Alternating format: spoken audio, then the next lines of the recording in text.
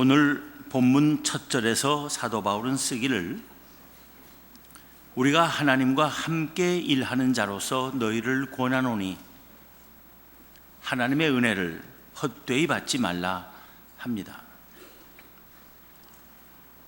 이 말의 뜻을 보다 잘 이해하려면 그 바로 앞에 쓴 5장 19절부터 21절을 다시 보아야 합니다.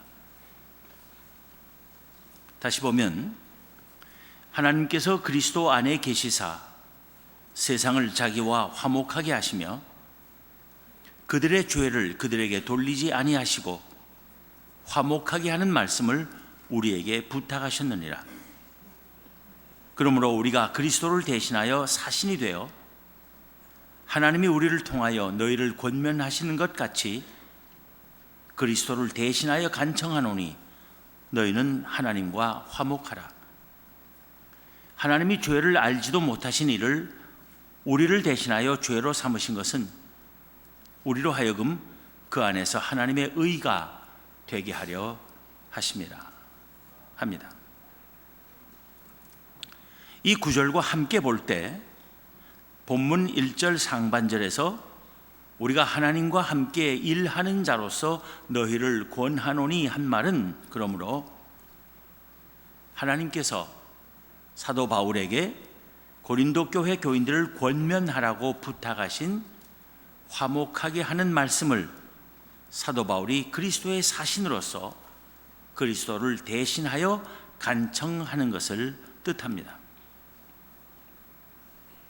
그리고 1절 하반절에서 하나님의 은혜를 헛되이 받지 말라 하는 말은 하나님께서 그리스도 안에서 세상을 자기와 화목하게 하시며 그들의 죄를 그들에게 돌리지 아니하시고 죄를 알지도 못하신 당신의 아들 예수 그리스도를 우리 대신 죄인 삼으시며 우리는 그로 인하여 의인으로 인정받게 하실 뿐 아니라 이 놀라운 화목의 말씀을 듣고 받아들이도록 사도를 통해서 권면하시고 간청하시는 그 엄청난 은혜가 헛되게 하지 말라는 것입니다. 하나님의 은혜를 받으면 놀라운 일이 일어나지 않을 수 없습니다. 하나님의 은혜 자체는 받아들이기만 하면 헛될 수가 없다는 것입니다. 그러기에 여기서 하나님의 은혜를 헛되게 받는다는 말은 하나님의 은혜로 우리가 구원을 얻게 되었으며 어떻게 구원을 받을 수 있는 것인지를 전하는 복음을 배척하거나 귀로만 듣고 응답하지 않는 것을 말합니다. 그래서 복음의 열매가 맺히지 않는 것을 뜻합니다. 즉 하나님께서 사도 바울을 내세우셔서 부탁하신 하나님과 화목하라는 권면과 간청을 외면하거나 불순종하지 않아야 할 것을 말하는 것으로 보아야 하는 것입니다. 고린도 교회 교인들이 하나님의 이 화목의 복음을 반드시 받아들여야 한다는 간절한 생각을 한 사도 바울은 그 당위성과 시급성을 강조하기 위해서 이사야 49장 8절에서의 이사야의 예언을 인용합니다. 본문 2절입니다.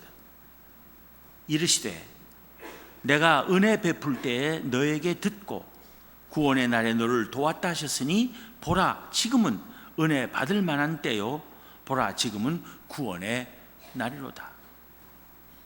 사도 바울은 선지자 이사야의 예언이 성취될 때가 고린도 교회 교인들에게 이르렀다고 쓰는 것이며 이 은혜의 때 구원의 날을 헛되이 지나가게 해서는 안 될 것이라는 것입니다. 지금이라고 한 것은 사도 바울이 전하는 대로 예수 그리스도의 구원의 복음을 들을 때를 가리킵니다. 예수 그리스도의 구원의 복음을 들을 수 있는 것 자체도 은혜입니다.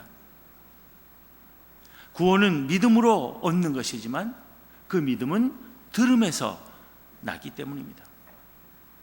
복음을 듣고 이에 응답하는 사람에게 하나님의 구원의 은혜가 임하는 것입니다. 그러므로 사도 바울은 어떻게 해서든지 사람들이 복음을 받아들이게 하는 것을 자신의 직분으로 여긴 것입니다.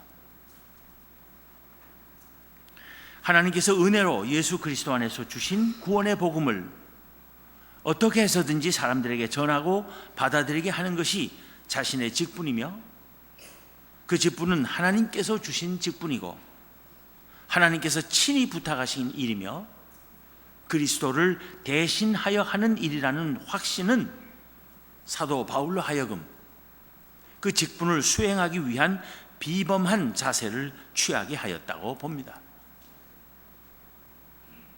그가 그의 직분을 어떻게 대하며 어떻게 수행했는지를 보여주는 글이 본문 3절부터 8절입니다. 우리가 이 직분이 비방을 받지 않게 하려고 무엇에든지 아무에게도 거리끼지 않게 하고 오직 모든 일에 하나님의 일꾼으로 자천하여 많이 견디는 것과 환난과 궁핍과 고난과 매맞음과 갇힘과 난동과 수고로움과 자지 못함과 먹지 못함 가운데서도 깨끗함과 지식과 오래 참음과 자비함과 성령의 감화와 거짓이 없는 사랑과 진리의 말씀과 하나님의 능력으로 의의 무기를 좌우에 가지고 영광과 욕됨으로 그러했으며 악한 이름과 아름다운 이름으로 그러했느니라.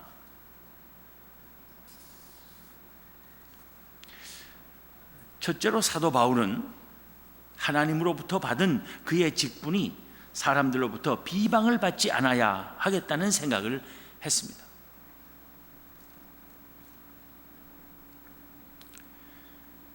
하나님의 말씀을 전하는 사람들이 복음을 전한다 하면서 사람들로부터 비방을 받아서는 안 될 것입니다. 그런 사람의 말을, 그런 사람이 전하는 말을 누가 듣고 따르겠습니까?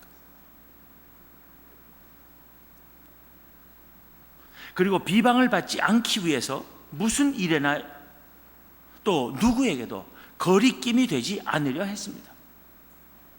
거리낌이 된다는 것은 남으로 하여금 시험 들게 해서 넘어지게 만드는 것입니다. 복음을 전한다는 사람이 한편으로는 거짓말하고 속이고 사기치고 나쁜 짓 하면 그가 전하는 복음을 누가 받아들이겠습니까? 오히려 시험 듭니다.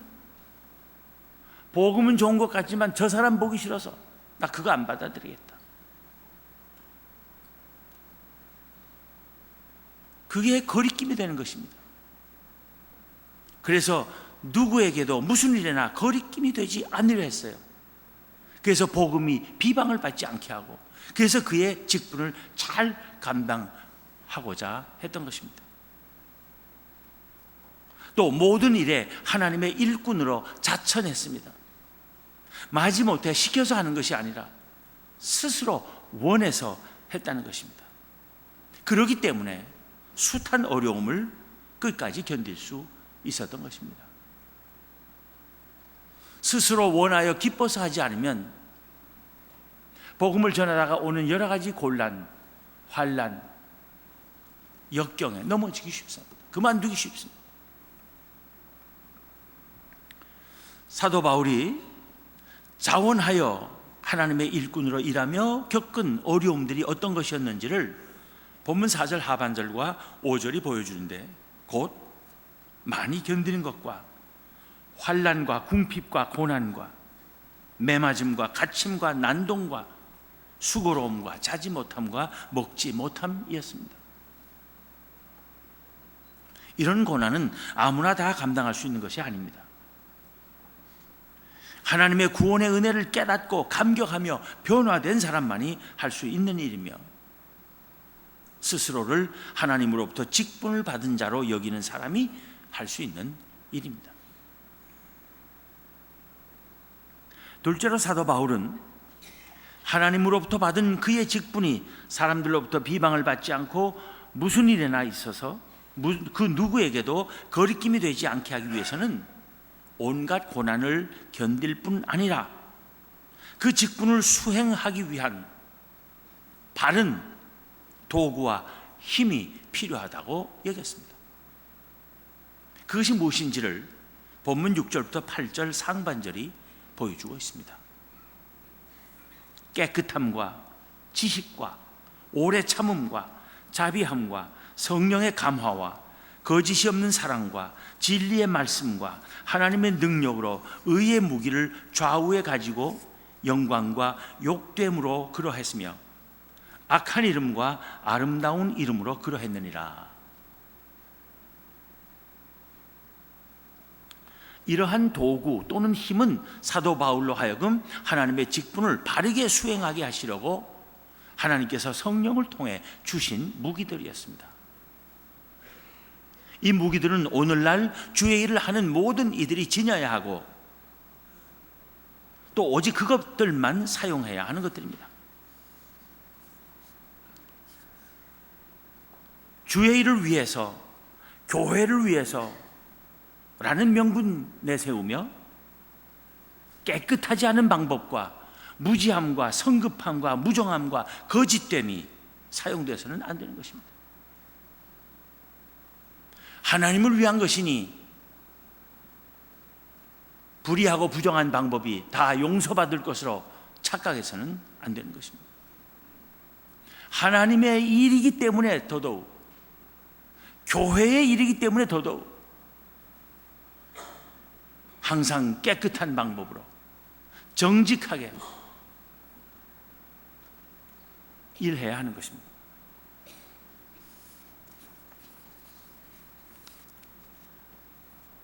그런데 하나님께서 은혜로 예수 그리스도 안에서 주신 구원의 복음을 어떻게 해서든지 사람들에게 전하고 받아들이게 하는 것을 자신에게 주신 직분으로 여기고 그 직분을 그리스도를 대신하여 하는 일로 확신한 사도 바울에게 하나님께서 주신 최고의 선물은 항상 기뻐하며 모든 것을 가진 자가 되게 하신 것이었습니다.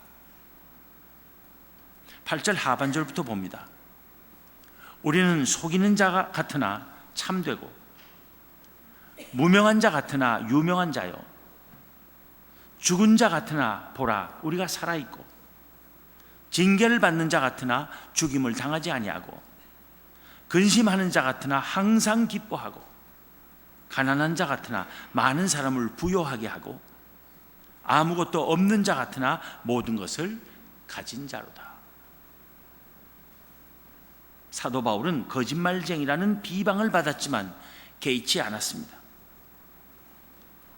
그가 하나님 앞에 진실하며 하나님의 진리를 전하는 사도이면 되는 것이었습니다.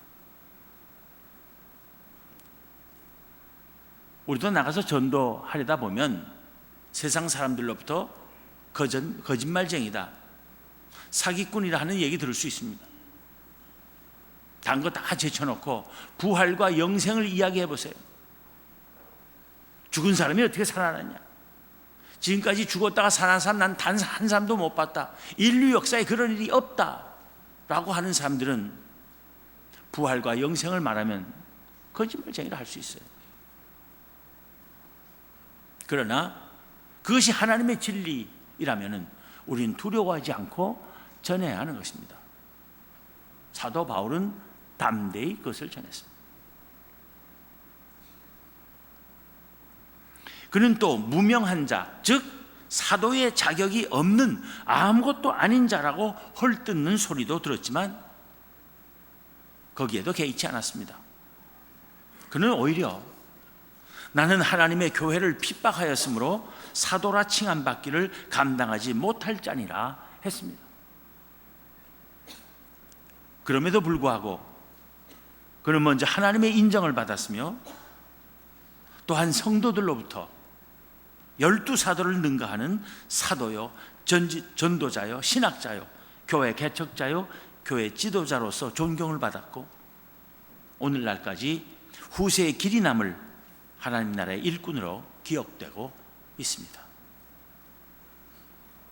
그는 여러모로 죽은 자 같았습니다. 실제로 돌에 맞거나 태풍을 만나 파손하는 등 죽을 뻔한 적이 한두 번이 아니었으며 세상적인 욕망이나 소유가 전혀 없는 삶을 살았고 끊임없는 비방과 모략과 위협에 시달렸기 때문에 살았으나 죽은 자 같이 보일 수 있었습니다. 그러나 그는 오히려 죽은 자 같았으나 그 누구보다도 살아있는 사람이었습니다. 하나님 나라에서의 영원한 삶의 소망과 확신 가운데 살았기 때문입니다. 복음으로 수많은 이들을 구원회로 인도하며 영생의 소망을 갖게 하는 삶을 살았기 때문입니다. 가진 것이 아무것도 없을 뿐 아니라 늘 온갖 위험에 놓이곤 했기 때문에 많은 근심에 쌓여 있을 자 같았지만 항상 기뻐할 수 있었고 자기 자신은 가난했으나 많은 사람을 영적으로 부요하게 하는 사람이었습니다. 그런 뜻에서 사도 바울은 아무것도 없는 자 같으나 모든 것을 가진 자였던 것입니다. 실로 오직 하나님의 일만 하며 하나님께 모든 염려를 맡기고 사는 사람은 모든 것을 가진 사람입니다. 내 일을 많이 하고 그 때문에 염려하는 것이 많으면 많을수록 갖지 못하는 것이 점점 더 많아짐을 알아야 합니다. 예수님께서도 말씀하시기를 나와 복음을 위하여 집이나 형제나 자매나 어머니나 아버지나 자식이나 전토를 벌인 자는 박해를 겸하여 받고 내세의 영생을 받지 못할 자가 없느니라 하셨습니다. 현세에서는 어려움을 받더라도 내세의 영생을 받을 사람이 모든 것을 가진 사람입니다. 이 세상에서 가지고 싶은 것 다 가졌다 하더라도 하나님 나라에서의 영생을 얻지 못한 사람은 아무것도 갖지 못한 사람일 뿐임을 우리는 알아야 합니다.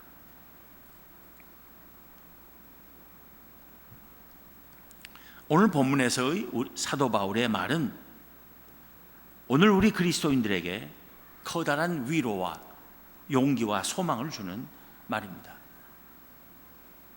사도 바울은 주님을 위해 온갖 비방과 고난을 당하며 죽은 자 같은 삶을 살았습니다. 그러나 그는 참 생명을 소유한 사람이었습니다. 그는 사람 앞에서 자랑할 것을 다 버리고 사람들로부터 인정받기를 구하지 않았음에도 불구하고 하나님께서 인정하시고 가장 귀하게 사용하신 것입니다. 그는 실로 주님을 위해 모든 것을 버렸지만 그는 모든 것을 가진 사람이었습니다. 그의 삶은 온갖 근심으로 가득 찰 것 같았지만 그는 항상 기뻐할 수 있었습니다. 그 비결이 어디에 있었습니까? 그에게는 본문 1절에서 보듯이 하나님과 함께 일하는 자로서의 확고한 소명이 있었습니다. 그에게는 본문 3절에서 보듯이 하나님으로부터 받은 직분이 비방을 받지 않게 하려는 사명감이 있었습니다. 그에게는 또한 그 무슨 일에서든 그 누구에게든 걸림돌이 되지 않으려는 단호한 의지가 있었습니다. 그는 하나님의 일을 위해 자원하여 온갖 수고를 아끼지 않았습니다. 그는 힘든 일을 감당하면서도 세상의 꾀를 따르려 하지 않았습니다. 그는 본문 6절 7절에서 보는 대로 하나님의 일을 오직 깨끗함과 지식과 오래 참음과 자비함과 성령의 감화와 거짓이 없는 사랑과 진리의 말씀과 하나님의 능력으로 의의 무기를 좌우에 가지고 했다고 말합니다.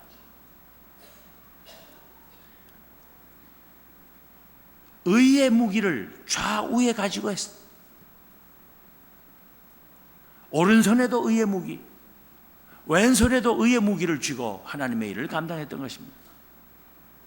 그렇게 해야 됩니다. 하나님의 일을 한다는 사람들이, 교회 일을 한다는 사람들이 한 손에는 의의 무기를 들고 있지만 다른 한 손에는 불의한 무기를 감추고 필요할 때는 언제나 그것을 사용하는 그런 행태는 교회에서 완전히 추방해야 하는 것입니다. 본문 8절에서는 영광과 욕됨으로 그러했으며 악한 이름과 아름다운 이름으로 그러했느니라 합니다. 사도 바울이 주의 일을 하며 영광과 욕됨으로 했다는 것은 무슨 뜻입니까? 주의 일을 하며 때로는 영광을 얻을 수도 있고 때로는 욕을 먹을 때도 있지만 욕 먹는 것을 겁내지 않았다는 것입니다. 영광 얻기만을 원한다면 주의 일을 할 수 없습니다. 사람들이 몰라서 세상에 악해서 하나님이 일을 하는 것을 욕할 수 있습니다. 그러나 내가 진정 하나님의 일을 하고 하나님 앞에 바로 한다고만 하면 세상의 욕을 두려워할 것이 없는 것입니다. 또 사도 바울이 악한 이름과 아름다운 이름으로 했다는 말은 무슨 뜻입니까? 주의 일을 하면서 나쁜 평판을 들을 수도 있고 좋은 평판을 들을 수도 있지만 나쁜 평판 듣기를 두려워하지 않았다는 것입니다. 나쁜 평판을 듣고 이름이 나쁘게 날 수 있어요. 좋은 평판을 듣고 내 이름이 아름답게 사람들에게 알려질 수 있습니다. 그런데 좋은 평판만 듣고 아름다운 이름으로 남기만을 바란다면 주의 일을 하기 힘듭니다. 사도 바울은 주의 일을 하며 욕을 듣는 것이나 나쁜 평판 듣기를 두려워하지 않았다는 것입니다. 사도 바울은 모든 것을 다 하시는 하나님께 맡기고 오직 하나님만을 의지하며 행했다는 것입니다.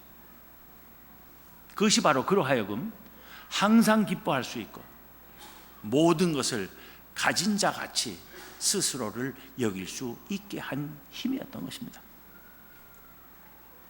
우리가 모두 하나님의 백성이고 그리스도의 일꾼들이라면 우리 또한 사도 바울이 그러한 삶의 자세를, 사도 바울이 가졌던 그런 삶의 자세를 따라가야 하지 않겠습니까?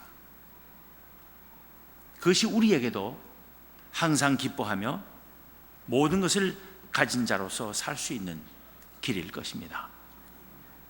기도하겠습니다.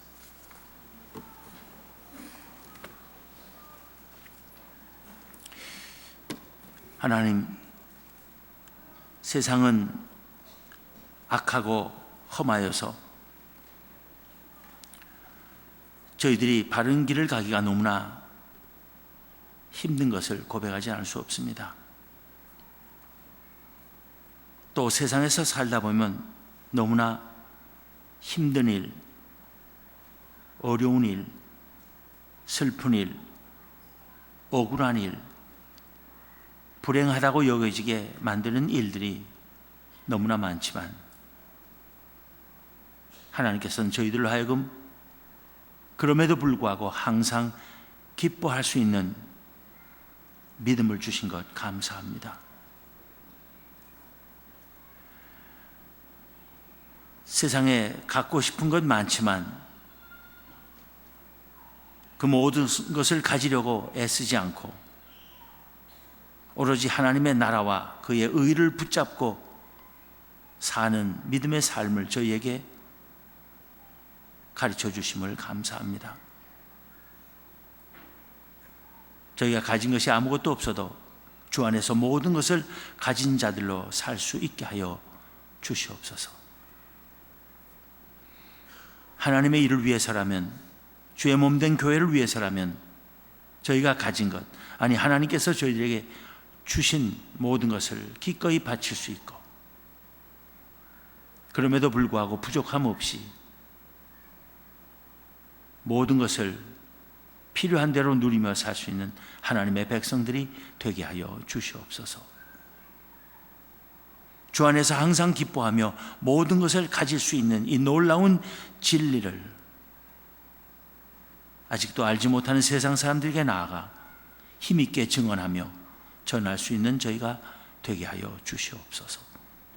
우리 주님 예수 그리스도 이름으로 기도하옵나이다. 아멘.